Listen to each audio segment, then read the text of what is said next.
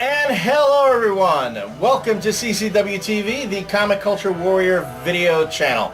I am Elliot Serrano and this is Jose Melendez, and we're coming to you from Dreamland Comics in Schaumburg, Illinois. If you've never watched CCW TV before, this is the video channel where a comic book writer and a comic book vendor talk about comics, the content in comic books, the industry, and everything that goes with it. This week we have a kind of a off the beaten path number of reviews, and Jose and I will go back to some of our discussions about industry. So if you're kind of like, looking for reviews this week, we did too many last time. Too many. I'm getting kind of reviewed out, and like I even said at the beginning of this show, I didn't want it to be just a review show, because there are plenty of review shows out there. They're all terrible.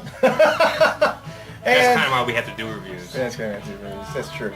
But we tend to, again, we've never seem to make anyone happy with what we review. So we're going back to reviewing what I'm not even happy. Yeah, I want to review just what I want to review now. I'm going to put a moratorium now. I'm putting a moratorium on review requests. Okay? Because not like you ever take them anyway. Well, every once in a while we did. I mean, I got a request this past week that I will be considering over the next week or so. But it's always, are you guys talk about this? Can you guys talk about that? Will you guys talk about this? I go, yeah. You should be flattered that people want to hear your opinion on this. I am flattered, but at the same time, I don't complain about it. Because these reviews are actually like a week or two, sometimes 3 weeks late. That's because you take your sweet-ass time to post them. And if you actually put them up in a more timely manner, I do. They would... I know you do. You know what I do? You know what most of my day is comprised of? This. There you go. And sometimes it's really intriguing doing this. I wonder which thumb's going to come out on top. So anyway... but we're going to talk about some more topics today, and as you can already tell, my co-host here, Mr. Melendez, is in a raring mood. So let's jump into a couple books that came out from Image. Of course, we can't let an issue of Chew go by. Two long months since the last issue. Yeah. Chew, numero 11, number 11, by the esteemed John Layman and Rob Guillory. Chew, which was nominated for an Eisner for Best New Series, all thanks to the influence of this very channel. So if you want to be considered for an Eisner, you got to get in good with us. Just a word of advice. We're predicting next year's Eisner winners, American Vampire and Do More, are going to be added to that list of... As it should be. Yes. As it should be. But anyway, Chew number 11 kicks off the new Just Desserts story arc, where Tony Chew is going into yet another case.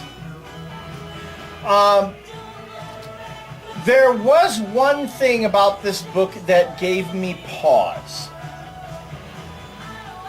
This book it pulled out a Brian Bendis technique. Where Powers? Yeah, yeah, the whole starting at the dawn of time type of bullshit. Well, actually, it started at the end of the story. Yeah, it started at the end of the story. And it flashes back to, caveman time, which if anything, I've learned from Powers that when that happens, you're in trouble. Been there, done that, didn't like it the first time. Didn't care for it. But when we jump into the Just Desserts story arc, Tony Chew has just returned from the island of, what was it? I want to say Kuala Lumpur, but it wasn't that. It was something else. Where he was involved with vampires and... a famous fighting rooster named Pollo, and a whole bunch of other crazy stuff that's too much to go into here. And Tony finally asks out his paramour, what was her name? Mintz. Dummy. Yeah. Who, by the way, John told me he's approaching Felicia Day to play her in the Chew television series. Oh, shoot. I probably shouldn't have said that. Ignore that I said that. But anyway, the character here, there's some stuff going on where Tony Chew is finds out about a special group of super multi-billionaires who have these secret society who have dinners of a very unique nature, and I don't want to go into what it is. Yeah, I kind of like the story the first time when I saw it in the movie The Freshman. Well, you know, John's starting to do a Miller. He's like borrowing from everybody. Borrowing all those really from popular Powers. Matthew Broderick movies. And Penelope Ann Miller. Tony Chu will be played by Matthew Broderick. See, and then they get Penelope Ann Miller to play Mince, and then it's going to be the perfect recipe. What do we say about what? I did that. That was good. It was really good. I should write a fucking comic book about You should. No, it's called Spitz. You know, Spitz. More of the great sideways, gruesome humor that we're accustomed to getting from Tony Chu. The story after we have our caveman set up and so on, Tony Chu has to investigate a crime scene where a gentleman is found stabbed to death with a pitchfork through his chest and a rare form of rodent stuffed into his mouth. So does everyone at the USDA have a... That was going to be the next thing. And then... Because the last USDA female that we had a rodent. Pet rat. A cybernetically enhanced rat. And then this woman has like a toucan. A toucan that's also cybernetically enhanced. But they're only in one panel. I wanted to know more about that. No, you will see more of her. I've been told. We will see. Can you see much more of that? I think we could. Really? Yeah. Jesus, Gary. They're having fun with it. This is a book that folks are having fun with. And I guess one thing that really stands out about this particular issue, going back to Rob Guillory's artwork, Rob Guillory he does a ton of heavy lifting on this. He does a ton of heavy lifting, and when you read this issue... I've had commenters say that artists always do the heavy lifting. Well, I can see where that idea might come from, but understand that the artist is... If you're working through full script, and I know John works with full script, the artist is also interpreting what the writer put into the script. Mm-hmm. So, you know, John will describe everything that happens on each panel. So he's giving Rob material to work with, and then, Rob adds his own bits to it. But there are a lot of cute little Easter eggs that are sprinkled throughout the issue. Funny little touches. My favorite is a food club joke. Mm-hmm. And then there's some bits on the walls, little pieces of artwork on the walls. Somewhat reminiscent of Demar's Sunday Funnies, where he and Batman, where he's been peppering that with a lot of Easter eggs.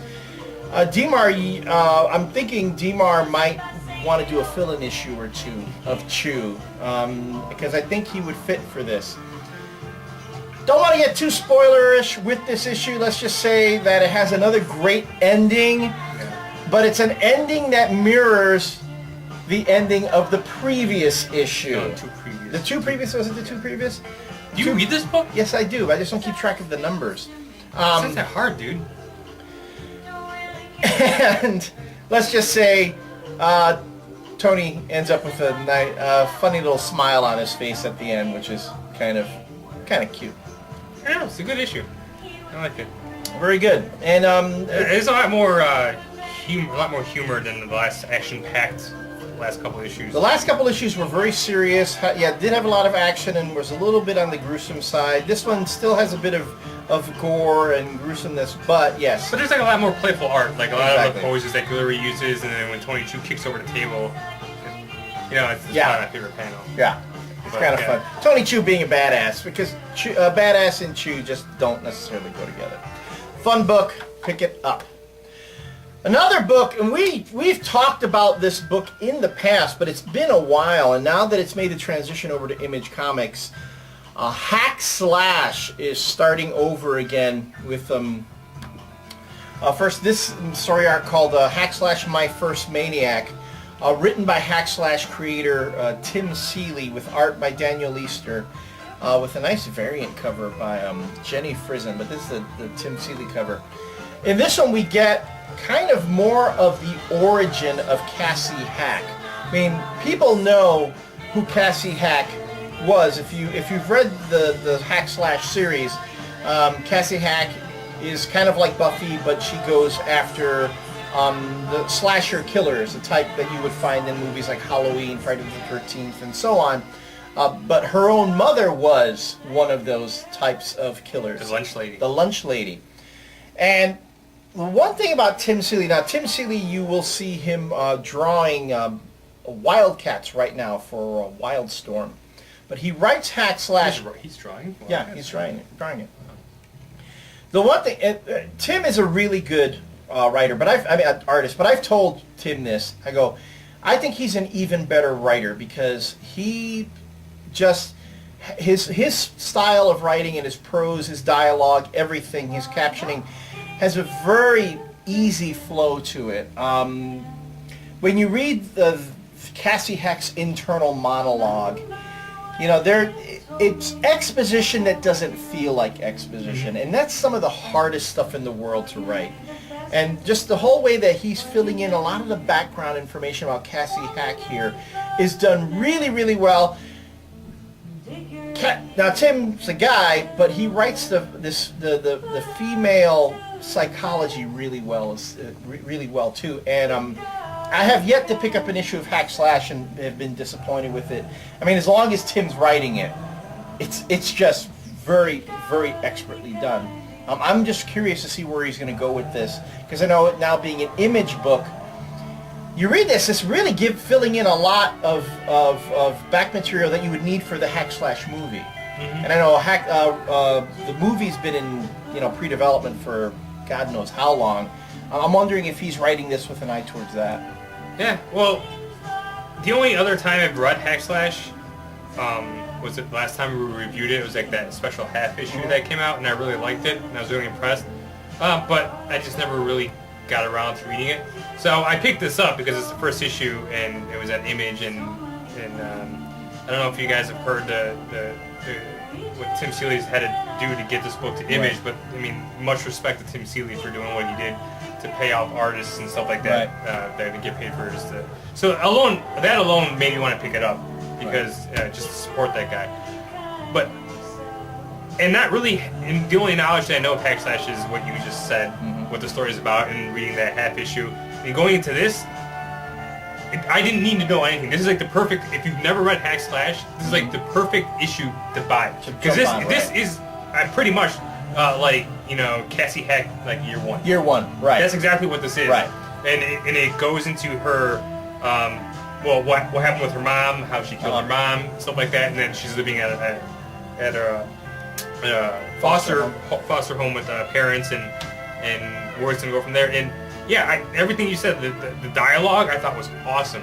And there's a lot of material to read in here, but it didn't feel bogged down. It didn't feel like everything. It felt fresh, and the dialogue was good. The information that it wasn't just an info dump. Right. He works it in really nicely with the dialogue and everything. I found it very interesting, and being a horror movie fan, like I said last time probably when we reviewed this, and I don't know why I'm not reading this comic book. But I'm on board with this first issue. And I'm gonna buy this and see how the first couple issues go, and then I'll probably go back. He's actually reprinting the omnibuses over at Image. Right. And there's 2 of them out so far, and then there's a third one going to be coming out in another month or so. So then you can get caught up on all your Hack Slash stuff there if you like the series. But I don't know. And the other thing that I did notice from time to time when I looked through Hack Slash and I did is that some of the art doesn't really appeal to me sometimes. But I do have to say that Daniel Easter, I thought that the art was pretty good, and it really matched the tone of the story. And I thought it was well done. So I'm going to say, because I'm a big fan of the Buffy book, although I'm really close to dropping it. It's kind of running its course with me. If you're a fan of the Buffy books, or if you think that the Buffy books just aren't edgy enough for you, I think this is perfect. And if you are, like Jose said, if you're a fan of horror movies, Tim Seeley's a big horror movie fan, but there are all these little bits that he throws in here about the nature of horror movies and how they're, are they morality plays or just, stories about sex and violence to titillate. And there's a lot of self-awareness about this book and this character that really helps you appreciate it. Yeah, and before anyone gets jumps down our throats for this because, but I would want to bring this up is that, we talk about violence in comics and stuff like that. I want to talk about the fact that it wasn't brutally violent. Oh yeah, it kind of was. That was pretty violent. Yeah, it's a violent book. Yeah. But the way that I look at it is, we have problems with depicting violence or depicted in certain books that don't need violence and it's just driven by violence. Or it's just women being victimized. Or it's just women exactly. But in this story, in this world, it fits because this is a world that takes place in the horror film world. Right. In that genre, and it's full of that kind of stuff. But not only that, it is full of that, and violence towards women it does exist. But the women aren't just victims. The women are also empowered and have the ability to fight back. Almost in every horror movie. Yeah. It's not really a horror movie. It's more of a trope than a cliche. Right. But in Cassie Hack is the one that delivers out the punishment most of the time. So again, there are a lot of things about this book that are very, very enjoyable. I don't think it gets enough credit for. Yeah, but what I'm going to keep up with this book, and I'm going to keep talking about it, is get some more exposure because now that it's over at Image, I think that's a really good thing for him. So hopefully things will take off there. So we're rooting for Tim on this one too. All right, when we come back, we'll jump a little bit into the mainstream with mainstream, but actually still off the beaten path because these are books that probably aren't getting the same attention that they would over at Marvel. We hope you join us.